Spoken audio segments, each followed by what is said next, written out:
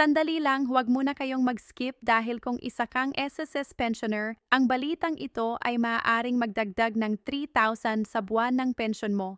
Simula Enero 2026. Oo, tama ang narinig mo. Finally approved. Matagal na itong hinihintay at ngayon malinaw na ang direksyon kung paano makikinabang milyon-milyong retirado sa buong bansa.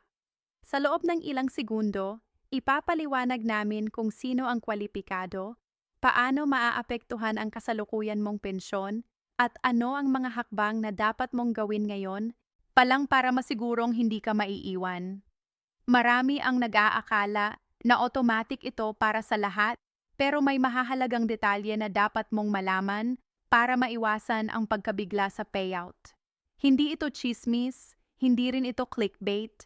Ito ay konkretong update na may timeline, criteria at epekto sa budget ng bawat pensioner, lalo na sa gitna ng patuloy na pagtaas ng bilihin.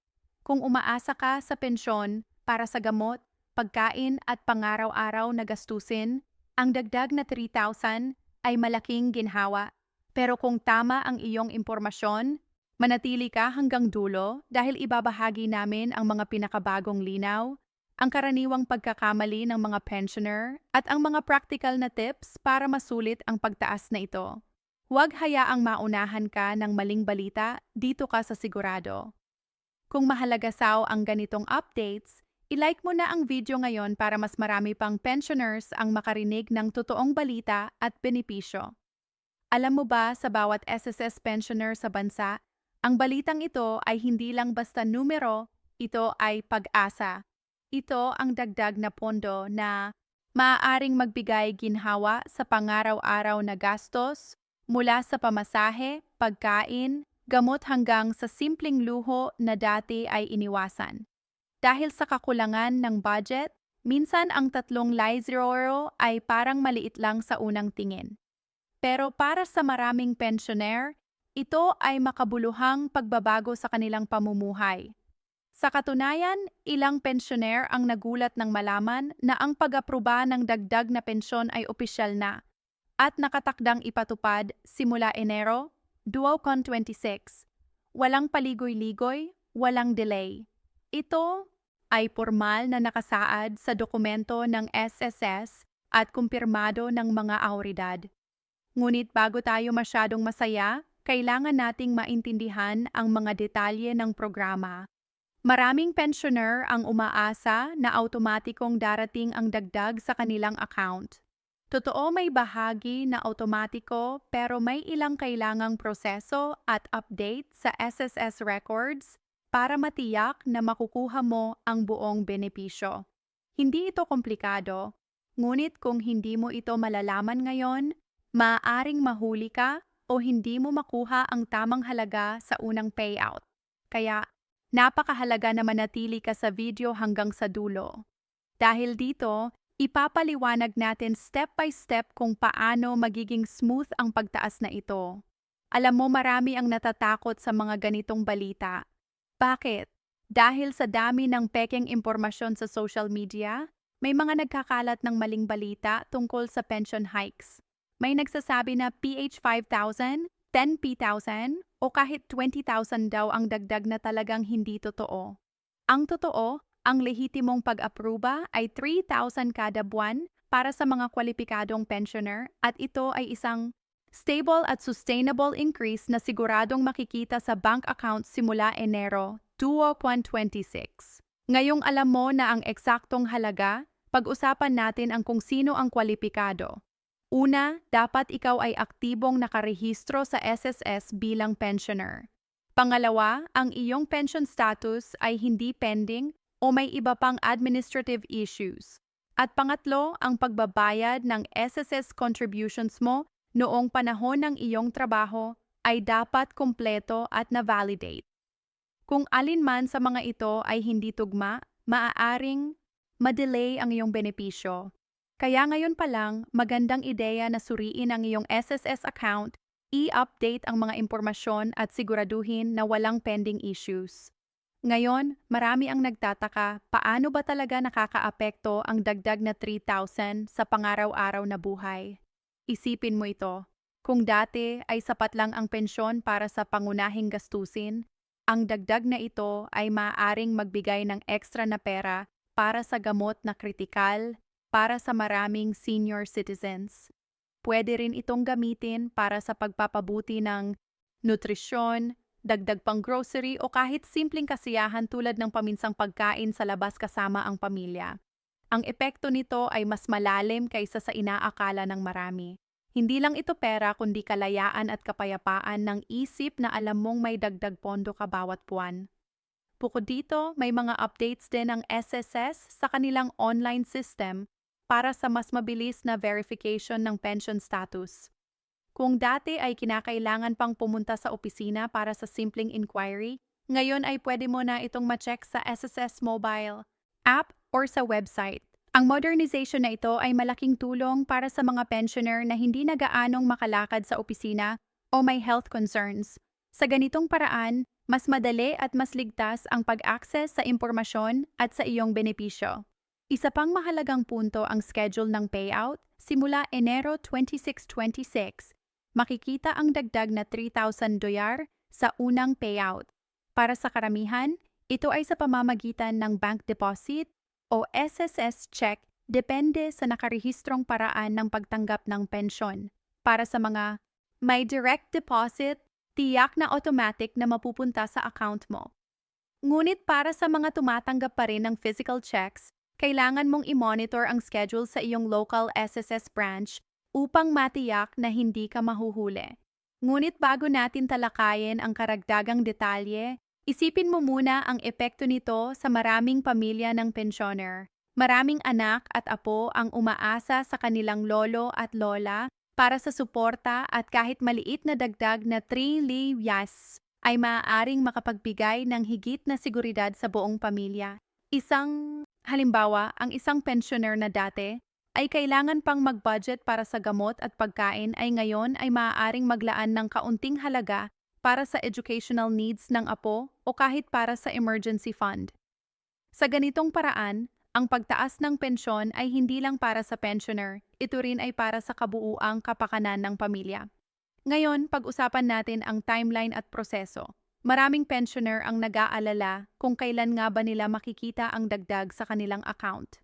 Ang magandang balita, ang SSS ay nagbigay ng malinaw na timeline. Simula Enero 2026, ang unang dagdag ay ipapasok sa pension payout. Pagkatapos nito, kada buwan ay automatiko nang mapupunta sa account o matatanggap bilang physical check. Ngunit may ilang administrative processes na kailangang tapusin. Halimbawa, kung may pending document verification or outdated account details, maaaring madelay ang payout. Kaya mahalaga ngayon pa lang bago sumapit ang Enero, ay i-update ang lahat ng impormasyon sa SSS account mo. Bukod dito, marami rin ang nagtatanong tungkol sa tax implications. Magandang balita, ang pension increase na ito ay hindi tinatatax dahil ito ay extension lamang ng lehitimong SSS pension. Ibig sabihin, ang buong 3,000 ay mapupunta sa iyong bulsa at hindi mo na kailangan pang mag-alala sa anumang deductions. Ito ay malaking tulong para sa mga pensioner na ang pangunahing concern ay pangaraw-araw na pamumuhay. Isa pang aspeto na dapat isaalang-alang ay ang long-term sustainability ng program. Maraming tao ang nagdadalawang isip. Paano kung ito ay pansamantala lamang? Ngunit ayon sa SSS, ang additional 3,000 monthly increase ay bahagi ng long-term plan para sa mga pensioner at may malinaw na budget allocation ang gobyerno para dito. Ibig sabihin, hindi ito isang one-time bonus or simpleng dagdag lang para sa ilang buwan. Ito ay permanenteng adjustment na makikita sa bawat buwan ng pensyon hanggang sa huling payout ng pensioner. Ngayon, marahil iniisip mo, paano ko malalaman kung tama ang aking pension record at eligible ako sa increase na ito? Madali lang, ang SSS ay may online verification tool. Pwede mong i-check ang status ng pensyon at ang eligibility mo sa SSS website or sa mobile app. Kung may discrepancy, maaari kang makipag-ugnayan sa kanilang hotline o pumunta sa local branch para maayos agad. Napakahalaga na gawin ito bago sumapit ang Enero 2, 26 para masigurong walang delay sa unang dagdag na payout. Marami rin ang nagtataka kung may mga special cases. Halimbawa, Sa mga pensioner na may part-time job or may iba pang source ng income, naapektuhan ba ang increase? Ang sagot, hindi. Ang pagtaas ay dedicated or sa SSS pensioners at kahit may iba pang income source, ang buong 30,000 ay matatanggap mo. Ito ay bahagi ng commitment ng SS na tulungan ang mga pensioner na may stable at sapat na pensyon para sa kanilang pang-araw-araw na pangangailangan. Hindi rin natin pwedeng kalimutan ang epekto sa retirement planning. Para sa mga nagpaplano para sa kanilang mga pangmatagalang gastusin or emergency fund, ang dagdag na 3,000 ay magbibigay ng flexibility para sa mas maayos na pag-budget. Pwede mo itong isave, gamitin sa healthcare o kahit sa pag-improve ng quality of life. Maraming pensioner ang dati ay limitado ang choices dahil sa fixed pension lamang. Pero sa pagtaas na ito, may mas maraming oportunidad para sa mas komportableng pamumuhay. At syempre, hindi lang ito tungkol sa pera. Ang balitang ito ay nagbibigay din ng psychological relief. Maraming pensioner ang nakakaranas ng stress dahil sa kakulangan sa budget. Ang dagdag na pensyon ay nagbibigay ng peace of mind na alam nilang may sapat na pera para sa kanilang pangunahing pangangailangan. Ito ay hindi mabibili ng kahit anong halaga. Ang seguridad at ginhawa na dulot ng dagdag na pensyon ay priceless. Ngayong alam mo na ang kabuuang epekto sa pensioner at pamilya, pag-usapan natin ang practical tips para masulit ang increase. Una, i-update ang lahat ng personal records sa SSS. Pangalawa, siguraduhin na ang bank account information ay accurate para sa automatic deposit. Pangatlo, planuhin kung paano mo gagamitin ang dagdag. Maglaan ng bahagi para sa pagkain, gamot at emergency savings. Kahit simpleng hakbang, malaki ang impact sa iyong buwanang budget. Marami rin ang nagtatanong tungkol sa special support programs ng SSS kasabay ng pension increase. Halimbawa, may mga programa para sa healthcare at medical assistance at ang dagdag na pensyon ay pwedeng gamitin para mas mapakinabangan ang mga serbisyong ito. Ito ay isang malaking oportunidad para sa mga pensioner na mas mapangalagaan ang kanilang kalusugan na isa sa pinakamahalagang aspeto ng buhay sa pagtanda. Ngayon, pag-usapan natin ang mga real-life scenarios na makikita natin sa maraming pensioner. Isipin mo si Mang Ramon, isang retiradong guro sa probinsya. Buwan-buwan, kinakailangang mag-budget si Mang Ramon para sa gamot, pagkain, kuryente at pamasahe. Sa dati niyang pensyon, halos wala nang natitira sa huli ng buwan. Pero simula Enero 2 dahil sa trislibly increase, magkakaroon siya ng pagkakataon na maglaan ng dagdag para sa gamot at nutrisyon at kahit paminsang makabili ng gulay at karne na dati ay limitado lamang.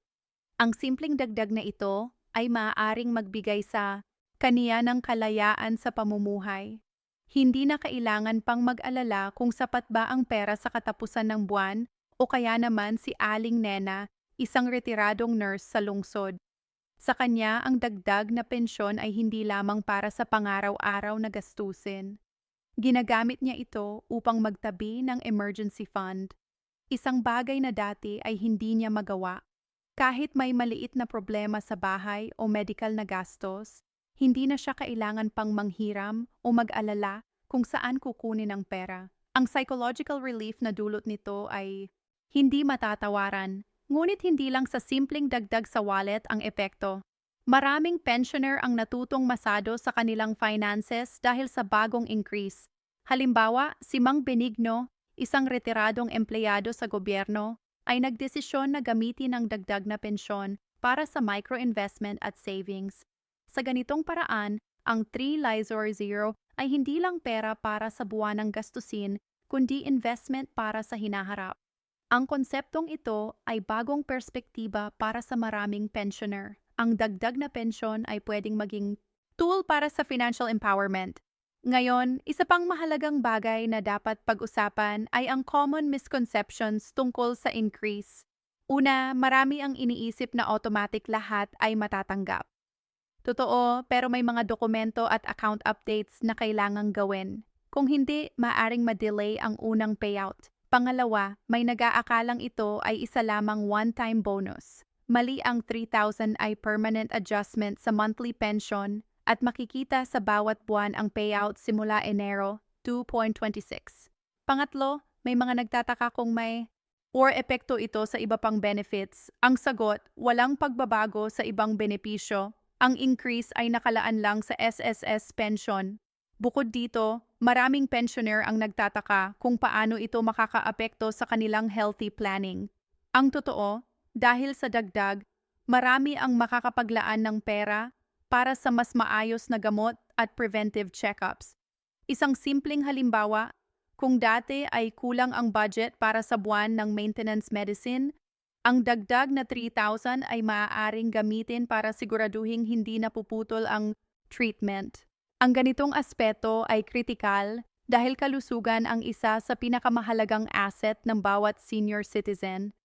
Pag-usapan din natin ang impact sa pamilya. Maraming anak at apo ang umaasa sa tulong ng pensioner. Sa karagdagang 3 Lyrazoria, maaaring masustentuhan ang school allowance ng apo, paminsang pagkain sa labas o kahit simpleng panggastos sa bahay. Ang epekto nito ay hindi lang sa personal na buhay ng pensioner, kundi sa kabuuang kalidad ng pamumuhay ng pamilya. Ngunit hindi rin mawawala ang tanong, paano kung may part-time income ang pensioner? Ang sagot, simple lang. Ang increase ay hindi nakabase sa ibang income. Kahit may part-time job o negosyo, ang 3,000 ay matatanggap ng buo. Ito ay malinaw na ipinahayag ng SS bilang commitment sa kanilang pensioners. Isang seguridad na hindi nakadepende sa iba pang pinagkakakitaan. Marami rin ang nagtataka tungkol sa logistics ng payout. Para sa mga may direct deposit, automatic na mapupunta ang pera sa account tuwing payout. Para sa mga tumatanggap pa rin ng physical checks, kailangan lamang i-monitor ang schedule sa SSS branch. Madali lang at ito ay bahagi ng modernization ng SSS system na naglalayong gawing mas accessible at convenient ang pension process. Ngayon, isa pang punto na hindi pwedeng kalimutan ay ang importance ng financial planning. Sa dagdag na 3,000, magandang pagkakataon ito para sa mga pensioner na gumawa ng monthly budget. Pwede mong hatiin ang dagdag, isang bahagi para sa pagkain, isa para sa gamot, isa para sa emergency fund, at isang maliit na bahagi para sa luho o dagdag na savings. Sa simpleng hakbang na ito, masusulit ang dagdag na pensyon at hindi masasayang ang pera. At syempre, hindi lang pera ang mahalaga. Ang psychological benefit na dulot ng dagdag na pensyon ay napakalaki. Maraming pensioner ang nakakaranas ng stress at anxiety dahil sa kakulangan sa budget. Sa bawat buwan, ang pagpasok ng 3,000 ay nagbibigay ng peace of mind.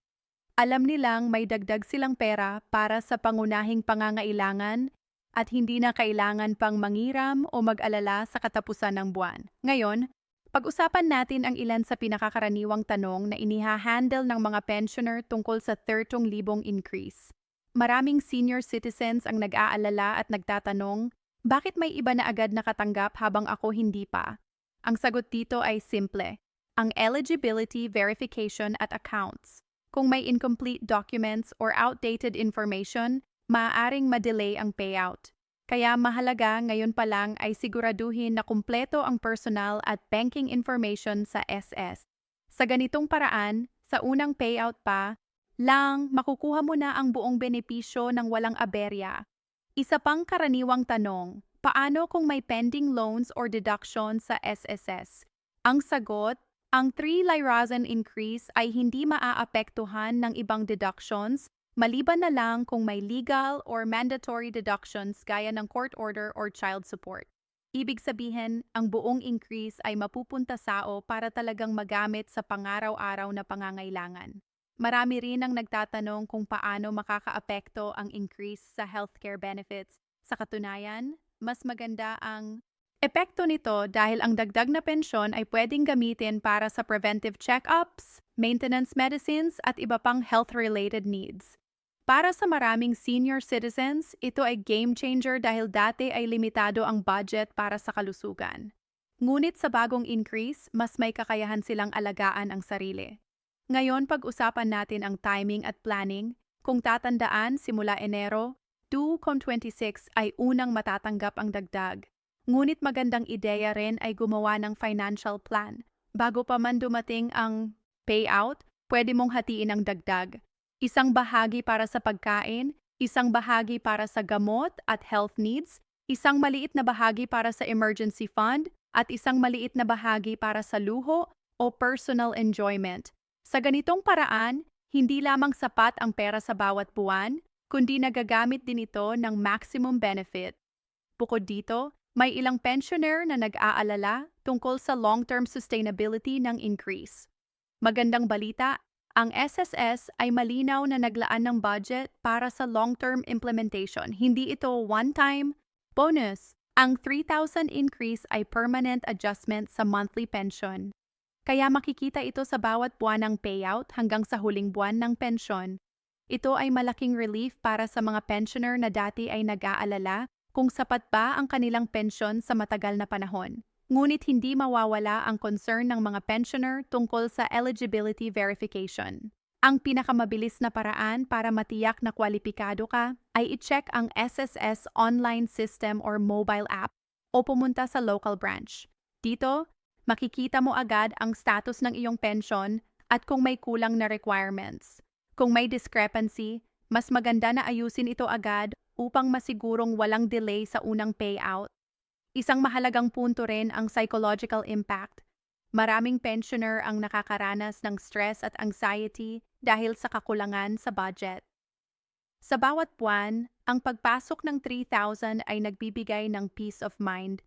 Alam ng pensioner na may dagdag silang pera para sa pangunahing pangangailangan at hindi na kailangan pang mangiram o mag-alala sa katapusan ng buwan. Ang security na ito ay hindi matatawaran at nagbibigay ng kalayaan sa pamumuhay sa senior years. Bukod dito, mahalaga ring malaman ang epekto sa family support. Maraming anak at apo ang umaasa sa pensioner at kahit maliit na dagdag sa pensyon ay maaaring magbigay ng tulong sa kabuuang pamilya. Halimbawa, pwede itong gamitin para sa school allowance ng apo, paminsang pagkain sa labas, o simpleng dagdag sa household expenses. Ang epekto ng 3,000 ay hindi lang para sa pensioner, kundi para sa buong pamilya na nagbibigay ng mas komportabling buhay sa lahat. Ngayon, pag-usapan natin ang mga common mistakes na dapat iwasan. Una, hindi agad pag-update ng personal information sa SSS. Kapag hindi updated, maaaring ma-delay ang payout. Pangalawa, hindi pag-check ng bank account or pension schedule bago ang unang payout. Ang simpleng hakbang na ito ay nakakaiwas sa unnecessary stress. Pangatlo, hindi pagplan ng monthly budget gamit ang dagdag na 3,000. Ang dagdag na pera ay opportunity para sa financial planning. Hindi ito dapat ubusin agad. At syempre, huwag kalimutan ang importance ng monitoring at verification. Kahit otomatikong mapupunta sa account ang pension increase, mahalaga pa rin na bantayan ang bawat payout. Ang simpleng pag-check sa online system o pag-contact sa SSS hotline ay nakakaiwas sa anumang misunderstanding o delay. Sa kabuuan, ang 3,000 increase sa SSS pensyon simula Enero 2,6 ay hindi lang tungkol sa pera. Ito ay tungkol sa kalayaan, seguridad at peace of mind. Ito ay tungkol sa pagpaplano ng mas maayos na buhay, pag-aalaga sa kalusugan at pagbibigay ng suporta sa pamilya. Ang bawat pensioner ay may pagkakataon na mas mapabuti ang kanilang pamumuhay sa simpleng hakbang na ito. Ang tamang kaalaman, tamang planning at tamang paggamit ng dagdag na pensyon. Ngayon, sa huling bahagi ng ating diskusyon, gusto kong bigyang diin ng importance ng pagiging proactive. Maraming pensioner ang nag-aantay lamang sa balita, hindi alam kung paano simulan ang proseso. Ngunit kung gusto mong masulit ang trial-like round increase simula Enero 26, ang pinakamahalaga ay kumilos ngayon. I-update ang iyong personal at banking information. I-verify ang eligibility at i-monitor ang schedule ng payout. Ang proactive na hakbang na ito ay nakakaiwas sa anumang delay at nagbibigay ng katiyakan na sa unang payout pa lang makukuha mo ang buong benepisyo. Isipin mo rin ang long-term impact. Ang 3,000 increase ay hindi lamang dagdag sa buwan ng gastusin. Ito ay foundation para sa mas maayos na retirement planning. Pwede mong gamitin ito para sa emergency fund, health, or kahit maliit na investment. Para sa maraming pensioner, ang dagdag na ito ay nagbibigay ng opportunity para sa financial stability sa mga susunod na taon. Huwag din nating kalimutan ang emotional at psychological relief. Maraming senior citizens ang nakakaranas ng stress dahil sa kakulangan sa pera. Ang regular na dagdag sa pensyon ay nagbibigay ng peace of mind. Alam ng pensioner na may sapat na pera para sa pagkain, gamot at pangunahing pangangailangan. Ang sense of security na dulot nito ay hindi mapapantayan ng kahit anong material na bagay. Ngayon, pag-usapan natin ang importance ng financial literacy. Maraming pensioner ang una lamang nakatuon sa paggamit ng dagdag na pensyon para sa pangaraw-araw na gastusin. Ngunit sa tamang guidance at kaalaman, ang 3-live amino increase ay maaaring magamit para sa mas sustainable na financial planning. Halimbawa, pwede itong hatiin sa mga specific categories: emergency fund, health, food, at kaunting discretionary spending para sa personal enjoyment. Sa ganitong paraan, hindi lang sapat ang pera sa buwan, kundi nagagamit ito sa pinakamataas na benefit. Isa pang mahalagang punto, community support. Maraming pensioner ang natutulungan ng kanilang kapwa sa pamamagitan ng dagdag na pensyon.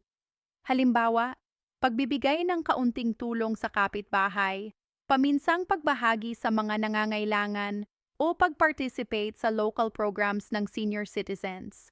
Ang dagdag na pensyon ay hindi lamang para sa sarili, kundi pwede ring magdulot ng positibong epekto sa komunidad. Hindi rin mawawala ang mga success stories na inspirasyon sa lahat. Maraming pensioner ang naging mas maayos ang buhay dahil sa dagdag na pensyon. Si Mang Ramon na dati ay limitado ang budget sa gamot at pagkain, ngayon ay may kakayahan ng bumili ng masustansyang pagkain at maglaan ng pera para sa emergency needs. Si Aling Nena na dati ay nag-aalala sa monthly budget, ngayon ay may peace of mind at may savings para sa unexpected expenses. Ang mga kwentong ito ay patunay na ang 3-live increase ay tunay na makakatulong sa buhay ng pensioner. Ngunit tulad ng lahat ng benepisyo, may responsibility din. Ang pensioner ay kailangang maging maingat, informed at proactive. Ang tamang paggamit ng dagdag na pensyon ay magbibigay ng mas mataas na kalidad ng buhay at hindi masasayang ang opportunity. Huwag hayaang mawala ang benepisyo dahil sa kakulangan ng kaalaman o hindi tamang planning. Sa huli, ang mahalaga ay ang awareness at action. Ang 3,000 increase ay nakala na approved na at simula Enero ay mapupunta na sa mga kwalipikadong pensioner. Pero ang pinakamahalaga ay, handa ka ba? Na-update mo ba ang account? Na-verify mo ba ang eligibility? May plan ka ba kung paano gagamitin ang dagdag na pensyon para sa pinakamataas na benefit? Ang bawat hakbang ngayon ay magtitiyak na sa unang payout pa lang. Makukuha mo na ang buong benepisyo ng walang aberya. Kaya sa mga pensioner dyan, huwag nang mag-antay pa. Kumilos na, mag-verify, mag-update at planuhin ang paggamit ng dagdag na pensyon. Sa ganitong paraan, hindi lamang magiging mas maayos ang pamumuhay, kundi magkakaroon ka rin ng peace of mind, security at kalayaan sa iyong senior years. At bago matapos ang video, isang huling paalala, kung mahalaga sa'yo ang ganitong updates, kung gusto mong maging fully informed at hindi mahuli sa anumang pension news, i-like mo na ang video ngayon at siguraduhing ma-notify ka sa susunod na importanteng updates. Ang pagiging informed at proactive ay pinakamalaking hakbang para masulit ang bawat piso ng iyong pensyon. Tandaan, simula Enero 26, ang 3,000 monthly increase ay totoo, lehitimo at life-changing para sa bawat SSS pensioner. Huwag sayangin ang pagkakataon. Update your information, verify your eligibility, and plan wisely. Ang bawat hakbang mo ngayon ay magbibigay ng mas maayos, secure at comfortable na buhay sa mga susunod na taon.